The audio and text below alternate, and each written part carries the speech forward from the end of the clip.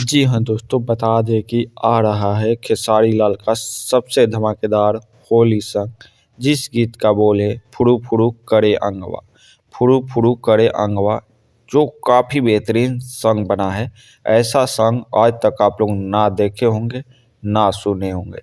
जिस गीत को लिखे हैं अखिलेश कश्यप और इसमें म्यूजिक दिए हैं अनुराग राजा म्यूजिक दिए हैं, जो काफ़ी बेहतरीन सॉन्ग बना है।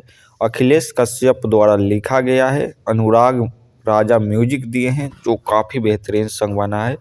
और इस गीत को कल रिलीज किया जाएगा, अपराना फिल्म पर कल रिलीज किया जाएगा, जो काफ़ी बेहतरीन सॉन्ग बना है। आप लोगों से मेरा अनुरोध है कि ज़रूर से कल सुबह 6 बजे अपराना म्यूजिक पर जाएं और इस गाना को सुने और ज़्यादा से ज़्यादा प्यार दें। ये गाना काफ़ी बेहतरीन बना है, अखिलेश कश्यप का कहर है।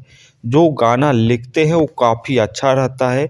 ज़रूर से आप लोग कल सुबह 6 बजे अपराना फिल्म पर जाएं और इस गाना को सुनें। Thank for you. जय हिंद।